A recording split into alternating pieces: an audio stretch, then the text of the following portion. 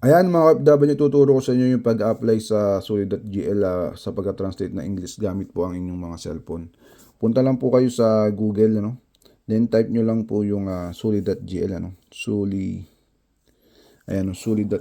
Pagka-type nyo po niyan, i-click nyo lang po itong Suri.gl. Wala lalabas po dyan is job index. Pero ang nakasulat po is Danish. Ngayon, hindi nyo po siya maintindihan.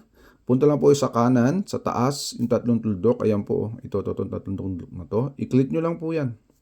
Yan, makikita nyo po is translate. Ayan, yung translate. Click nyo lang po yung translate at iset nyo po ng Danish to English. Kasi po ang nakasulat is Danish, ililipat nyo po siya sa English.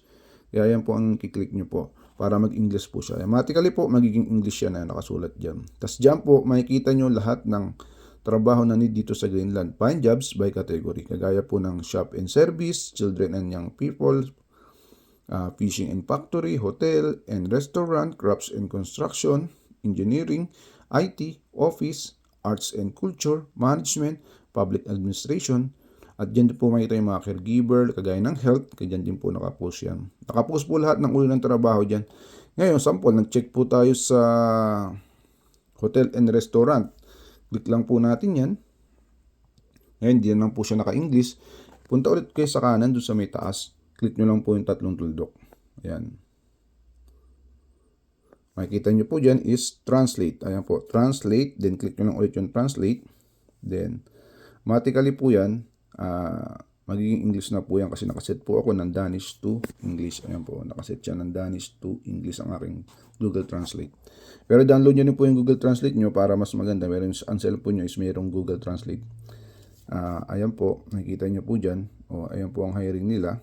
Hotel manager. Example, gusto nyo makita ang kanyang email. See the job. Click nyo lang po itong see the job. Ayan. Ayan, makikita nyo po yung kanyang ano dyan, yung bali nakaano naman po siya, i-click nyo lang ulit sa translate para po siya mag-English. Translate. Yan, matik translate na po siya. Accept nyo lang po lahat dyan.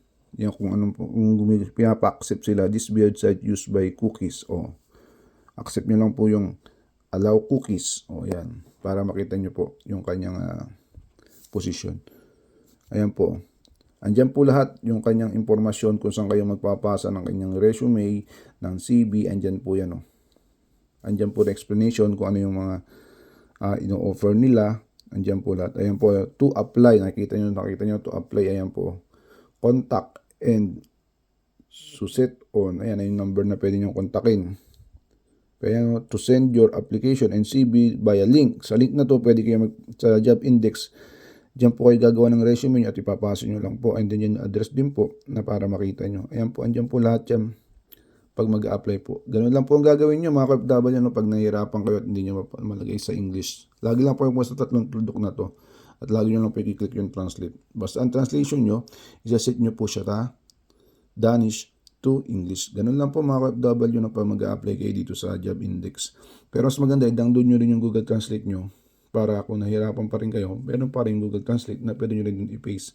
Pero ganyan po talaga ang pag-apply dyan para hindi kayo mahirapan dito sa job index na to. Pag nahirapan kayo na mabasa kasi Danish. Ganun lang po ang gawin nyo, no? Laging i-translate nyo lang po.